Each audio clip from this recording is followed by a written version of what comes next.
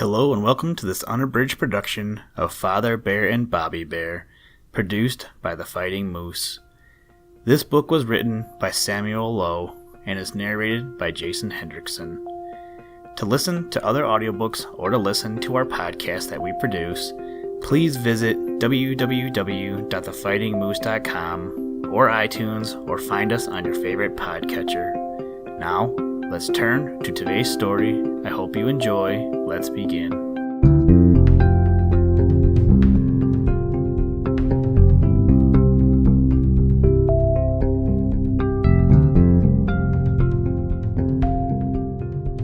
The Bear's Cave.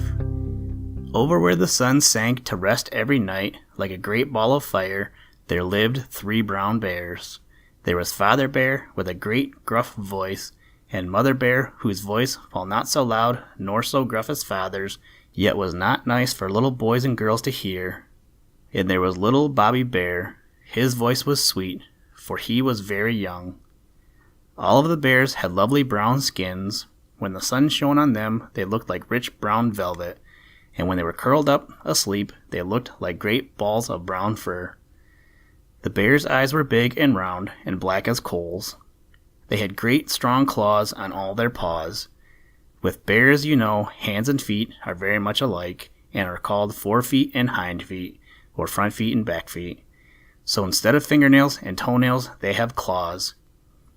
But you are anxious to know something about Bobby Bear's home. It was in a great gloomy cave. Only the front part had the sunshine. Away in the back part, it was dark, pitch dark, like night. The bears didn't mind this, of course, for when night came, instead of reading books like children and grown-ups, they just went right off to sleep. Bobby grows up. Bobby Bear was growing to be a big bear fast. Soon he would be a big boy bear. Most of the time he stayed at home with Mother Bear, helping her in the house when he wasn't playing. It wasn't much fun for Bobby Bear to play. He had no other little bears for company, so he had to play and pretend bears were with him. He would say, "You sit there, little gray bear," or, "Now, little black bear, you be quiet." One day, Bobby Bear wandered down by the river, lonesome and sad. The rippling waters seemed to say to him that someday he would have a little playmate, just like little human children had. And when he was in the forest, he would stop and listen to the whispering of the trees. They too seemed to tell of the time when a little girl would bring a great joy to him, poor, lonely little Bobby Bear. So, in his own way, the way that all bears have of thinking, he felt sure that someday he would not be lonely any more, nor quiet nor sad. It may have been that very day, while Bobby Bear wandered in the forest, that Jane Bird was thinking of him too. Such things do sometimes happen. You see, Jane Bird lived with her father and mother near the green forest where the bear family made their home. Jane Bird played with the other little children who lived near. Such fun as they had, running, jumping, skipping, and they played school and keeping house and pretending they were grown-up people. The days were full of laughter and of joy. Neither Jane Bird's father nor Jane Bird's mother, nor, of course, Jane Bird herself, knew of what was soon going to happen. They should have feared something, though, for one evening, just at dusk, when the sun was going down, away over by the dark woods, could have been seen 3 great forms. These were the bears going home to their cave. Bobby Bear has to help in the house. Early one morning, Bobby was wakened by his mother, who called sharply, "Come, it is time to get up. You know you must help me with the dishes today. If you want to go with your father to get some corn, you must look sharp." My, but Bobby was sleepy, for he had walked so far in the woods the day before that he was quite tired out. So when his mother called him, instead of jumping right out of bed as he usually did, he turned over and went to sleep again. 10 minutes later, his mother went into his bedroom to see if he was nearly dressed. Imagine how annoyed she was to find him still asleep. Bobby, get up at once. I will not call you again. Your father is all ready to go, and you cannot go with him until you have helped me around the house."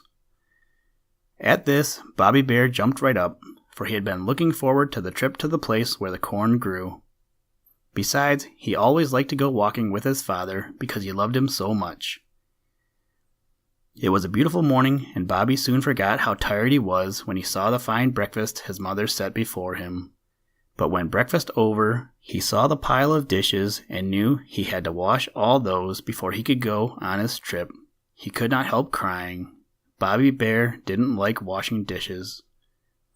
The tears would come somehow, and there was a big lump in his throat, which seemed to be there all the time, although he swallowed it over and over again. "Now, my boy," cried his father, "how much longer are you going to be? I have almost finished my pipe. Just as soon as I am through smoking, I am going to start." Bravely forcing back his tears, Bobby Bear hurried with the drying of the dishes, which by this time were all washed. A few minutes later, he cried joyfully, "All through! Now we're ready to go," and he began to jump up and down, so pleased was he. "Wait, my boy, till I fill my pipe, for we have a long way to go." Father Bear took the little tobacco bag from his trouser pocket, filled his pipe, pushed the tobacco down with his thumb, and striking a match, was soon puffing away contentedly. Bobby, meanwhile, was so glad to be going for a walk with his father that he was skipping merrily about, just like a little dog. "You seem glad this morning," said Father Bear. Then, with a glance at Mother Bear, who was standing by smiling, he added, "Perhaps it is because you're all through with your housework, eh?" At this, Bobby Bear grew red in the face, for after all, just washing dishes wasn't much help to his mother with the housework. He asked timidly, "Mother, perhaps before I go, I should help you some more." At this, both Father Bear and Mother Bear smiled. "Oh no, my boy," said his mother kindly. "You have helped me quite a lot as it is, and I am very willing to have my little Bobby Bear run off now and enjoy himself." They visit the farmer's cornfield. "Where are you going to get the corn?" asked Bobby Bear as he trotted along beside his father that bright sunny morning. "Why," Father Bear replied, "we have been invited by Farmer Jenkins to go and take as much as we like." "He must be a kind man," answered Bobby. "He is. Not all farmers are as kind as he. Yet it is fine for him too, as nobody steals from him. In that way, he is better off than the farmers who never help raccoons or bears or badgers." "How much corn can we have?" asked Bobby. "We may bring away with us all we can carry, so I hope you are feeling strong, my boy," replied Father Bear. At this, Bobby proudly bent his right arm to show how big his muscle was, just as lots of little boys do. His father smiled. "You'll need all the strength you have, Bobby, for we want to get enough corn today to last your mother all season." On they went, mile after mile. Soon it became hot. Father Bear, being big and strong, didn't get tired. Bobby, because he was so young, soon became weary. Do you think he showed it, though? Not he. He had been brought up to bear pain, and hard work, and cold, and heat, without complaining. My, how glad he was, though, to see the yellow mass some distance ahead, which told him they were near their journey's end. "How do you like the looks of it, boy?" his father asked. "Fine, and what a lot there is. There must be acres and acres and acres of it."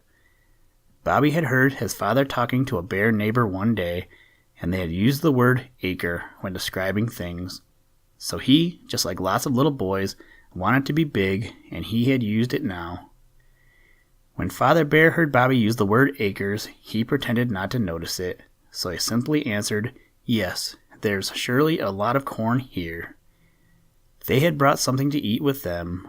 Now they chose a big shady tree and, sitting beneath it, munched away at the food. Bobby felt very grateful for the rest, and when they again got on their feet, he was ready for anything. Picking out that part of the field where the corn was richest, Bobby Bear's father had him hold both arms out. Then Father Bear loaded his arms, and off they started for home. Each had his arms full of corn.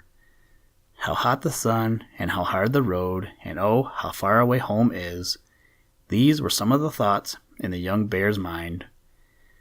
But did he think for a minute of giving up? Never. Father Bear, however, saw how weary his little boy was, and said kindly, "We'll rest a while under the next shade tree we come to." Each of them piled his load of corn beside him, then, stretching out, they both slept. It was Bobby who woke with a start. Old Man Snake was making off with some of the corn. "Father! Father!" cried the boy bear. "Quick! Old Man Snake is stealing my corn!" Awaking in an instant, Father Bear jumped up and with one blow stretched the snake out dead. "Just in time, my boy. A few seconds later and the snake would have eaten our corn. Then we would have been short many ears of corn." Once more they started on the road home. This time they went quicker, for the rest had done them good. When Mother Bear saw what a lot of fine, rich, golden corn they had brought, she said, "I'm glad you got a lot, for Uncle, Aunt, and the little cousins are all coming for a corn feast. Even then, there'll be lots over for us," she added. "I guess I'll can it." Imagine that night. By the light of a great white moon, they feasted and danced and sang songs, in bear language, of course, and they drank cider and played checkers. Being good bears, however, they didn't stay up very late, so no one was all tired out when morning came. Bobby and his father felt as fresh as the morning dew. This was the day they were to go and get the honey from the bees. Off for the honey. "Father, what is honey? Have I ever eaten any?" asked Bobby Bear as they started on their journey. "Why, certainly you have," answered his father. "Don't you remember that sweet, sticky stuff you had on your bread last year when your Uncle Grumpy came to visit us?" "Oh," said Bobby, astonished. "Was that honey?" "Yes, and what we are going to get today will be just as nice, perhaps nicer." "Father, where do we get honey? Do we dig it out of the ground, or does it grow on trees?" "Just wait and see. In a little while you will know," answered Father Bear. By now they had left their cave far behind them. Bobby Bear did not feel so tired today as he did the morning before. Perhaps he was getting used to walking. The sun was not so hot, for there were some clouds in the sky and a gentle breeze blew. Soon they reached a great clover field, at the end of which were a number of large trees. They made their way toward the tallest of these, a very big tree, one that it would have taken Bobby quite a little while to go around. "Father, what is that buzzing sound?" asked Bobby. His father had a twinkle in his eye as he replied, "Why, my boy, that's the honey growing." This puzzled Bobby. "Honey growing? How do you mean?" "Wait," said Father Bear. "You'll see." "Oh my, Father," called out Bobby. "Look at all the flies. I can count 50 Look, there's another, and here comes some more. Where are they all going?" His father had been standing watching with a smile upon his face. "You had better give up counting. There are far too many for me to try to count. No little Bobby Bear could possibly do it. Now, my boy, if you will look up in that tree, you will see a great hole. Do you see it?" "Where?" asked Bobby, bending his neck so that he was looking at the very tip-top of the tree, where the branches seemed to hit the clouds. Father Bear smiled as he called out, No, not there. You're looking away too high. See, much lower." And he pointed to the place where the hole was. "Oh, now I see it. I didn't look there. I thought you meant way up high," said Bobby Bear. "What makes the hole so black, Father? And look, it's moving. Why, it's all flies." "Now, my boy, I'll tell you all about the honey. Those little black things up there, of which there are so many, are not flies. They are bees. There are thousands of those bees swarming in and around that hole." "Why, where do they all come from?" asked the little bear. "And what are they doing up there? And where's the honey? I don't see any honey." "Wait a moment and I'll tell you," answered Father Bear. "That hole is the bees' home, just as the big cave is our house. And every night the bees come to the hole to sleep, but they have been at home many times in the day also. Haven't you ever seen the bees flying around the flowers? Perhaps you thought they were flies. Do you know what they were doing? They were getting honey from the flowers." Bobby Bear was puzzled. "Honey from the flowers?" he repeated. "If the flowers have honey, why do we have to come all this way to get the honey? Why can't we go to the flowers the way the bee does and get all the honey we want?" "If we did that, my boy," his father answered, "it would take us many years to fill even a small cup with honey. No, there are thousands and thousands of bees that come and go all day long, and as they do nothing else, very soon they have a lot of honey all in one place. That is what we have come for today." Leaving that great tree, they went and looked at many others. Some of the trees had big holes where bees buzzed around. Most of them had no bees at all. Bobby was getting impatient. "Why don't we get the honey, Father? Why do we walk around all day?" Father Bear replied, "All in good time, my boy. First of all, we must find where the honey is, then we can come back and get it. Besides, the reason I have been going from tree to tree is because I wish to find which one has most honey.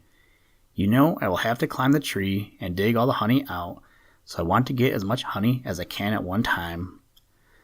"Look, Father," cried Bobby Bear. "See all those bees over there? It seems to me there are more at that tree than at any tree we have seen yet." "I guess you are right," Father Bear replied. "We'll go a little closer and see." Sure enough, when they got beneath the tree, which Bobby had pointed out, there were the bees swarming in hundreds. The buzzing noise they made would have given the bears a headache, only bears don't get such things. Father Bear certainly was pleased. "Why, my boy, from that tree alone, if I am any judge, we can get enough honey to last us for months. In fact, you can have bread and honey for breakfast every morning if you wish." Bobby replied, "I can't exactly remember what the honey was like that Uncle Grumpy brought, for it was so long ago. But I don't think I would like to have bread and honey every morning. Some mornings I would like preserves or eggs or fish." His father laughed. "Well, you won't have to eat honey every morning unless you wish. I only meant that there would be lots of it. Now, let us get started." Father Bear now looked carefully at all his claws to see that they were quite sharp. In order to climb the tree, he would have to dig his claws deeply into the bark. Bobby Bear, noticing this, said, "Why do you look to see if your claws are sharp, Father? You filed them this morning before we came away." "I know I did," his father answered, "and I am not worrying about the claws on my hands. However, we have done such a lot of walking, I thought perhaps the claws on my feet might have worn some on the rough ground." Bobby looked up at the tree, where all the bees were flying around and around, keeping up a most noisy buzzing. Then he thought of his father going all alone up the tree to take the honey from all those bees, which surely would not want to part with it. Father Bear did not seem to be afraid. He had already dug his claws into the thick bark at the foot of the tree and was about to climb. "Now, my boy," he said to Bobby, "when I get a little way up the tree, you hand me the big brown jar. I can easily climb the rest of the way with one hand, because the claws in my feet are very big and strong."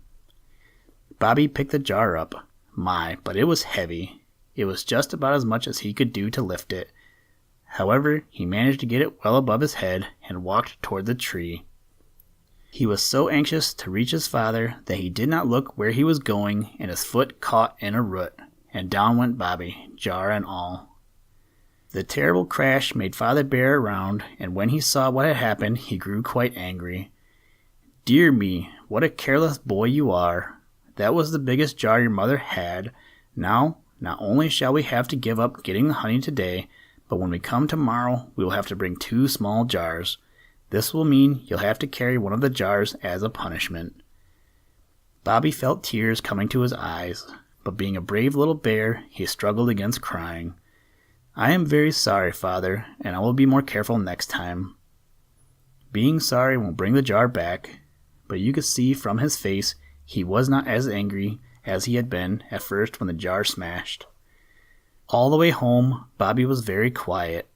Every once in a while his father would look at him and think that Bobby was still worrying about the broken jar. This was not a fact, however, for something had happened which Bobby felt he could not tell his father.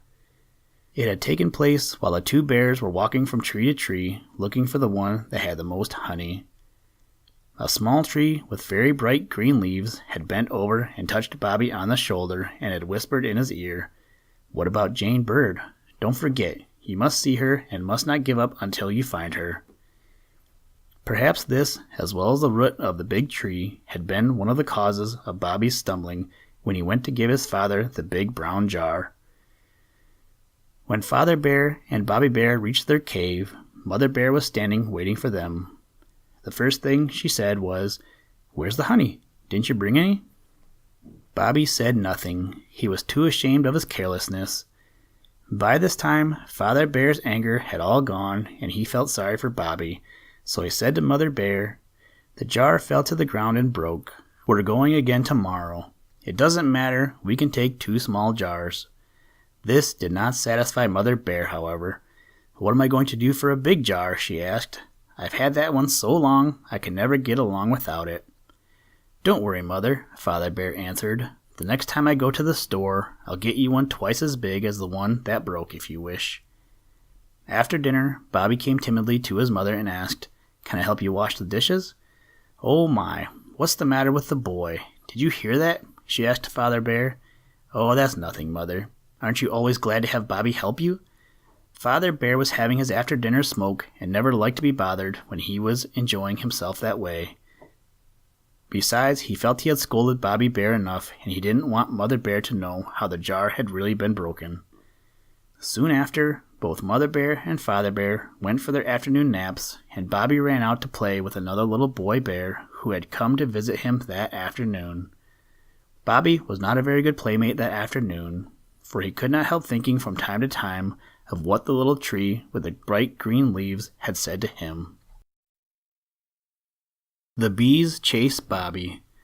A few mornings later, before the sun was up, Father Bear and Bobby were at the bee tree. They had brought with them the large brown jar which Father Bear had bought for Mother Bear, as he had promised her he would do. In order to get the jar, he had had to make a special trip to the store. There was really no need for Father Bear to have gone into town, as the Bear family had sufficient groceries to last another week. But Bobby had urged his father so strongly to go and get the honey that he had made a special trip to town just to buy the jar. It surely was a big brown jar, much bigger than the one that was broken. Bobby tried to carry it, but it was too heavy for his little arms. "How will you manage today, Father? I can't reach the jar up to you. It's too heavy. You'll have to get the honey all alone." "That's all right, my boy. I could have done that yesterday just as well as not, but I wanted to see what kind of a little helper my Bobby was." Father Bear started up the tree. Bobby watched him climb. He was very proud of his great, strong father. Bobby wondered when he would be big enough and strong enough to go after honey alone. It was quite a distance from the ground to where the bees were, and for some time the bees did not see Father Bear. When his great shaggy head appeared in front of their house, the bees were very angry, and buzzed around, making a very loud noise. "Father, Father!" cried Bobby. "Be careful! They'll sting you! Remember what you told me about what bees do to little bears." "Don't fear for me, Bobby. My skin is tough, and no bee can possibly hurt me. Just watch so that you will know how to get the honey when you grow into a big, strong bear." Father Bear thrust the sharp claws of his 2 powerful feet into the tree. He pressed the jar against the trunk, holding himself firmly by his left hand. Then, with a great blow of his other arm, he scattered the bees right and left. They roared louder than ever, and thousands of them flew around. Such a great black cloud was in front of Father Bear's face that Bobby Bear could hardly see him. This time, however, he did not call out, for he had faith in his father and knew that he would get the honey and reach the ground unharmed. A strong east wind was blowing, which helped Father Bear somewhat, as it was hard for the bees to keep on the wing against such a wind. When it blew stronger than ever, Bobby saw his father thrust a great paw into the black hole in the tree. Great masses of golden yellow honey were put quickly into the jar. Again and again, Father put in his hand, just as though no bees were around at all. In fact, Father Bear was actually laughing at the bees. So little was he bothered by their angry attack. "Are you there, my boy?" he called, looking down. "Yes, Father, I'm here," cheerily answered little Bobby. "All right, then. I'm coming down, and I have such a feast of honey in this jar that it will make your mouth water." In a moment or two, he reached the ground, and Bobby saw such a sight as he looked into the jar that his eyes opened wide as saucers. "My goodness, what a lot of honey! I don't know how you managed to carry it. Why, even the empty jar was too much for me." "Yes, my boy," his father answered, "but you must remember you are only a little fellow. Nobody expects little Bobby Bears to do the things that big bears can do." "May I eat a little of the honey, or must I wait till I get home?" asked Bobby. No, go ahead and dip your hand in the jar. There's plenty of it. Bobby did so and began to eat. Yum, yum. This is ever so much better honey than what Uncle brought. This is fine and sweet. Just at this moment, his father uttered a cry of warning. Run, my boy, as fast as you can. Here come the bees. I'll look after the honey. Father Bear knew he could not keep the bees from stinging Bobby, whose skin was soft and tender. They couldn't hurt an old bear like himself, as the skin was tough. That's why he told Bobby to run on ahead. He thought he would fool the bees. They would all stop and buzz around him and forget to follow Bobby.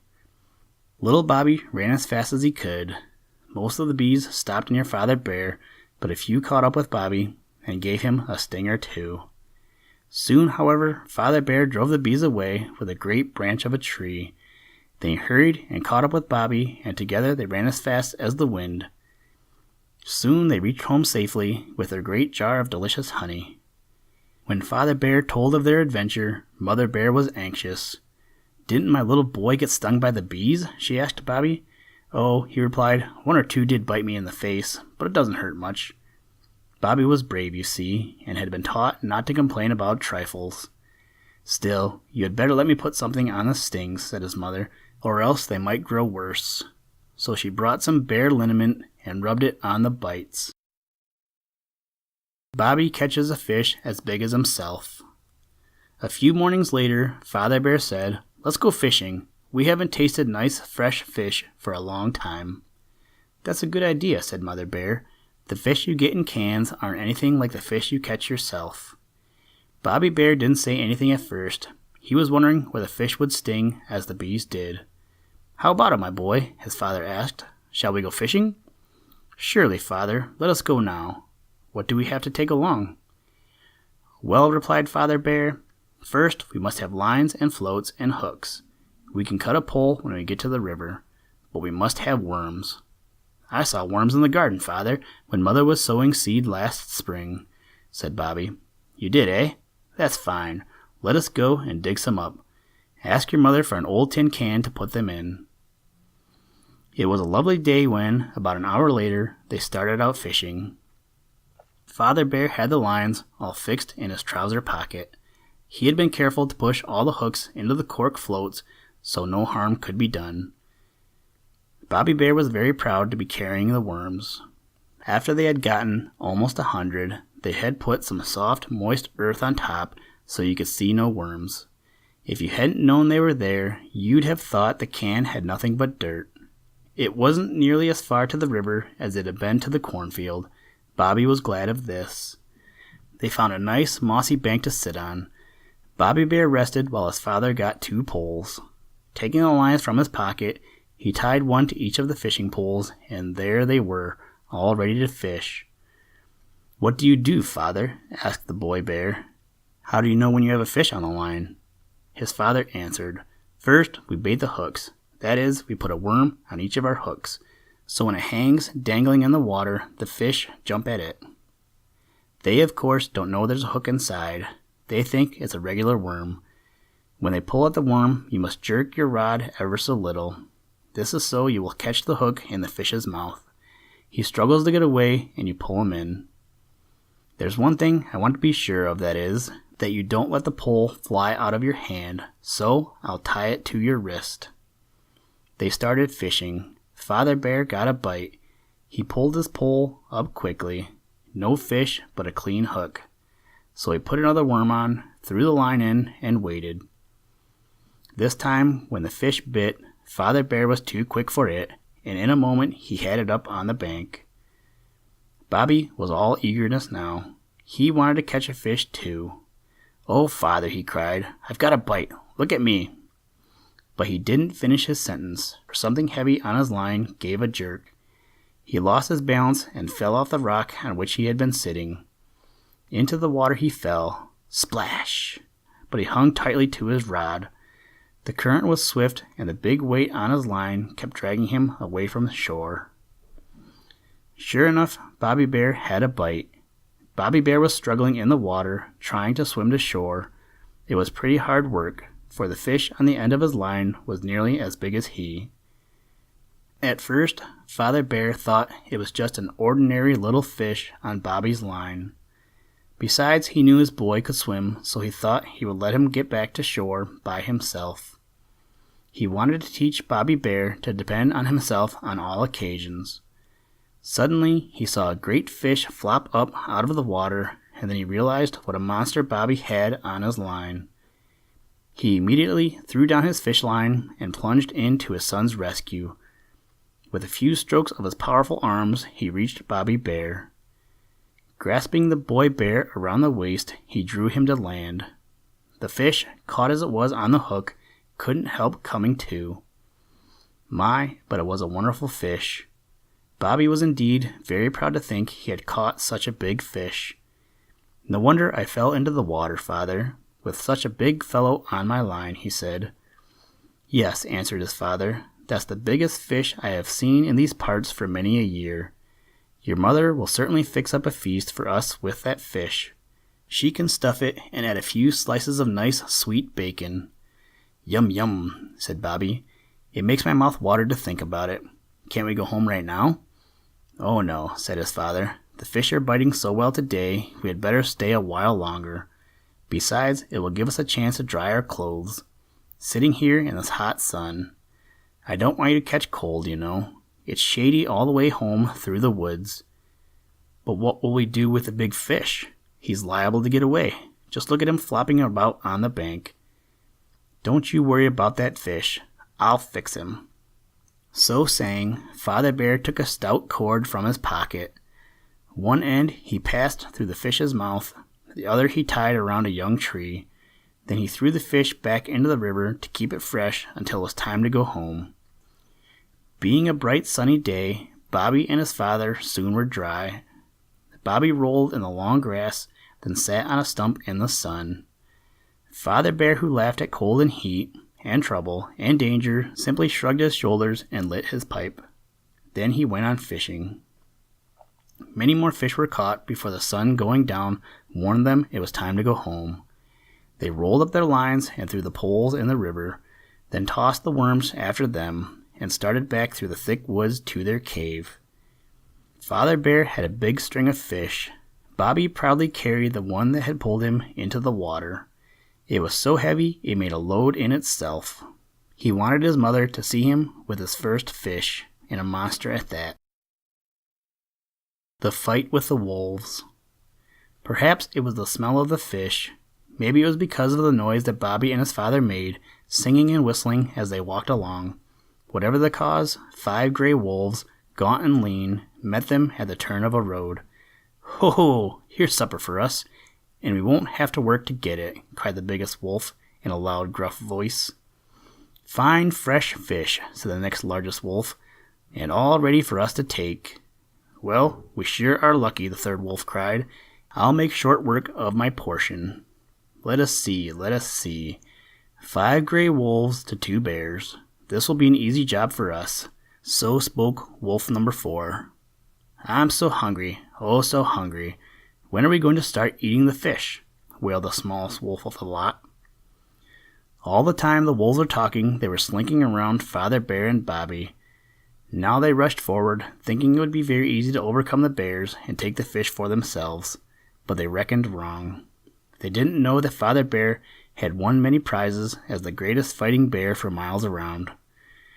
Why, he had even been known to conquer a lion. So strong were his great arms and legs, and so powerful his jaws. So when 4 gray wolves rushed to him at once, he was ready for them. Wolf number 1 went down with a blow, which killed him at once. The next 2 were cruelly wounded by Father Bear's powerful claws, and the 4th, seeing how badly the rest were getting on, ran away as fast as he could. What about little Bobby Bear all this time? Remember, he had a fish to guard, and this fish was almost as big as himself. The 5th wolf had attacked Bobby, who never had seen such awful white teeth and angry eyes. He hardly knew what to do. One thing he was determined on, though, and that was that this boy wolf would never get the fish from him. What, the fish he had caught himself? The idea! So he quickly struck with all his might at the wolf, grabbing him as he stumbled. Then the wolf found out how strong Bobby was. Please, Mr. Bear, let me go. "And I'll never again try to harm you," he called out.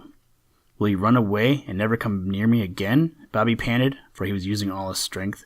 "Yes, yes, anything, only let me go," said the little wolf. With this, Bobby let go. The wolf fell to the ground. He was so tired. He lay there a few moments, then with much grunting, got on his feet and ran off. For some time, Father Bear had been watching his boy. Very proud indeed was he of what was going on. Now that all danger was past, he rushed over and embraced Bobby. "My boy, how well you fought! You're a credit to Bearland." Gathering up their fish, they once more started for home. The battle with the wolves had not taken more than a few minutes, although, as Bobby now told his father, it had seemed a long, long while to him. "I was so afraid that the little wolf would steal my fish," said Bobby. "It is well to be able to take care of yourself, isn't it?" asked Father Bear. "Yes," said Bobby. "If you keep on taking me out with you every day, I shall grow up to be a very strong bear. I can see that." His father said nothing, but smiled to hear his little boy talk so wisely. It was almost dark when they got home, but there still was light enough for the two tired bears to see Mother Bear. She, growing anxious, had thrown a red shawl over her shoulders and was sitting in a rocking chair outside the cave, watching for the return of the fishermen. How proud she was to see her boy with such a great fish, which was nearly as big as Bobby himself. She threw her arms around him and kissed him. Such a fine boy bear he was. "Mother," grunted Father Bear, "let's have fish for supper, and let it be the fish that Bobby caught. The others we can eat for breakfast." So Mother Bear busied herself cleaning Bobby's big fish, and in a very little while it was stuffed and baked and supper was ready. They all enjoyed it, especially the one who had caught it. How much nicer a thing tastes when one has had some trouble in getting it. Bobby dreamed much that night. If you think he dreamed about the fish, you are mistaken, for it was the little Jane bird and her sweet face that his fancies wandered.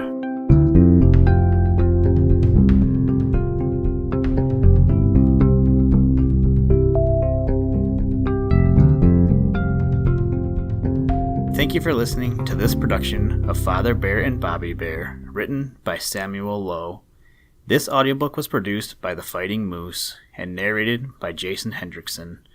Written copyright for this book is unknown. Audio copyright is 2019.